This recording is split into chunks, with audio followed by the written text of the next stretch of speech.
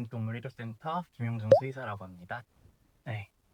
병원에 딱 왔을 때 당시 상태는 어땠는지 설명해 주실 수 있나요? 바둑이 같은 경우는 목이랑 안쪽 허벅지 그리고 이제 배 쪽 여러 군데 그렇게 물린 상태의 교상 부위가 있었고, 아이 자체는 24시간 동안 이제 그 상태로 방치가 되었기 때문에 굉장히 심한 탈수, 기력 저하, 실신한 상태로 병원에 내원하였습니다. 처음에 왔을 때 근육 손상이 심해서 투석 치료까지 진행한 걸로 알고 있는데 일반적으로 어떤 상황에서 반려동물한테 투석이 필요한가요?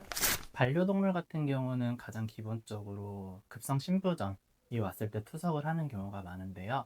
투석을 하는 이유 자체는 몸에 있는 노폐물들을 이제 스스로 배출하지 못하기 때문에 그 노폐물들을 제거하기 위해서 시행하기 때문에 신질환들, 신장이 망가졌을 때 보통 투석을 실행하게 됩니다.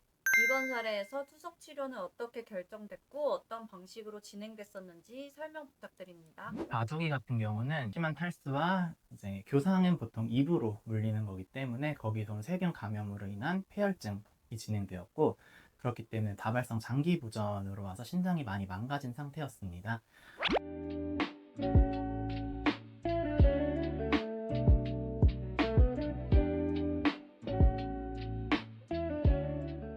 그래서 저희가 공격적으로 수액 처치를 진행하였는데요.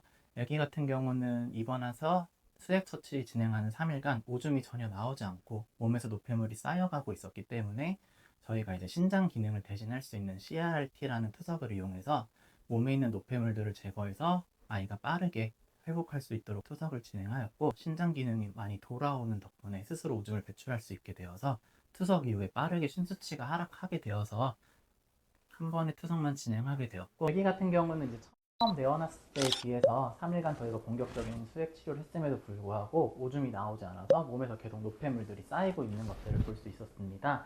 그래서 애기 그때 투석을 결정해서 진행을 했고, 투석을 진행한 후에 다행히 수치도 많이 개선되었고, 아이가 신장에서 스스로 노폐물들을 배설하기 시작하면서 수치가 굉장히 드라마틱하게 떨어진 것을 확인할 수 있게 되었습니다. 그러면 투석을 하기 잘했네요. 그쵸.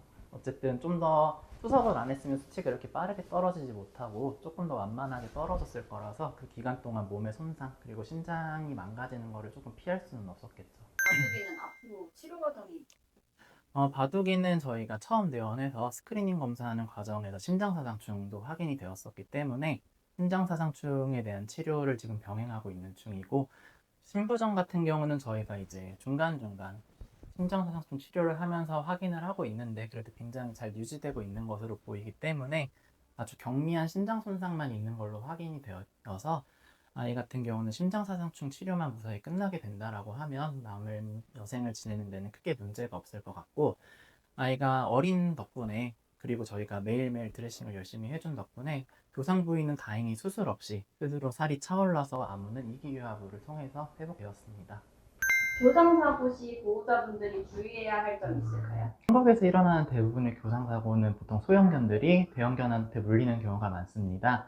그래서 대형견들이 이제 입으로 물고 흔드는 경우 아이가 뇌진탕 같은 게 발생할 수도 있고, 이제 대형견의 치악력이 세기 때문에 골절 그리고 이제 출혈 같은 것들이 많이 발생하게 되는데요.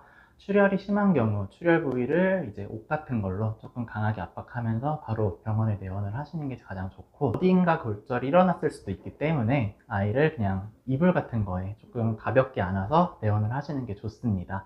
아이가 큰 문제가 없어 보이더라도 높은 곳에서 뇌동댕이 치는 경우 뇌진탕 같은 경우에 후유증이 있을 수 있기 때문에 외관상 크게 문제가 보이지 않더라도 병원에 방문하셔서 아이에 대한 상태를 확인하고 가시는 것이 좋을 것 같습니다.